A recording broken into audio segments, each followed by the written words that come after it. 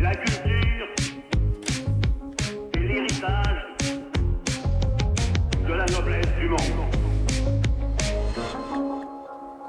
Ce soir, Ambre, tu poses une question épineuse et qu'on va se poser de plus en plus. Est-ce que les œuvres qu'on voit dans les musées français sont arrivées là légitimement ? Alors la plupart du temps, oui, Dieu merci, mais il y a notamment une zone d'ombre qui concerne potentiellement pas mal d'œuvres.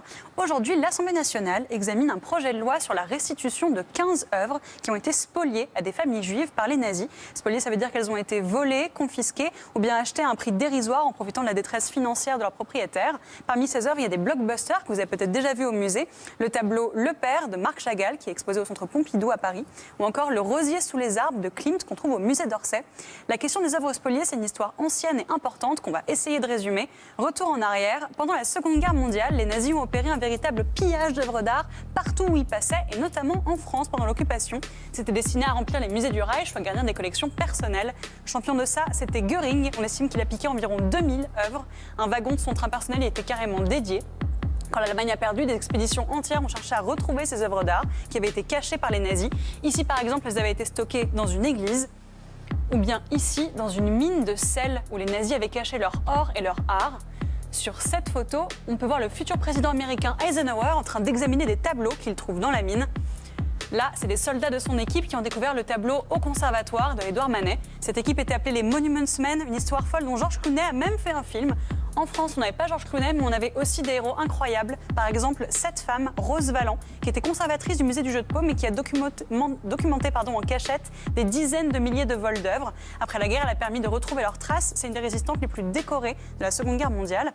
En tout, on estime que les nazis ont volé des millions d'œuvres, dont 100 000 en France, et que sur les 100 000, on en a récupéré environ 60 000.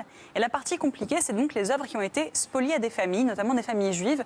Certaines de ces œuvres ont ensuite disparu sur le marché de l'art et ont atterri des années plus tard dans des grands musées français parce qu'on leur a donné ou parce qu'ils les ont achetées. Donc les musées, eux, les ont obtenues de manière tout à fait légale, mais on découvre aujourd'hui, grâce aux recherches, qu'elles ont été, à un moment de leur histoire, spoliées.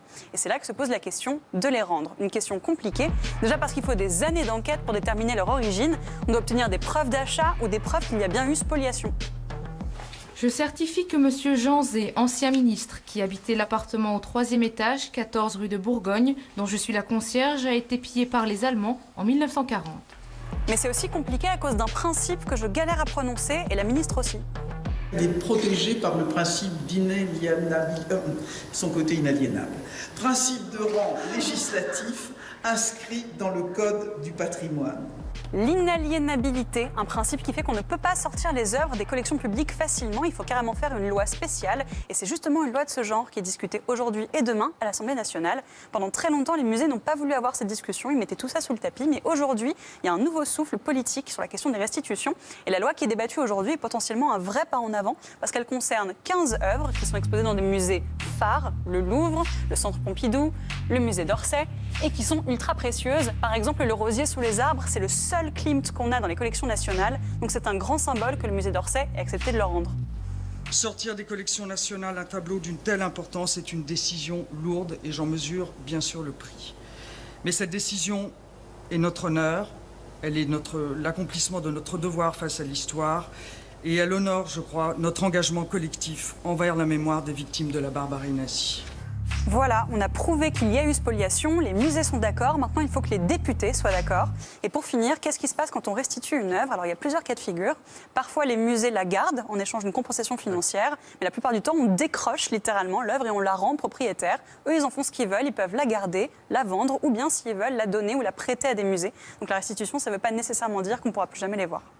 Merci Ambre. Paul, le programme du 20h15 Express. Au menu ce soir à 20h15, très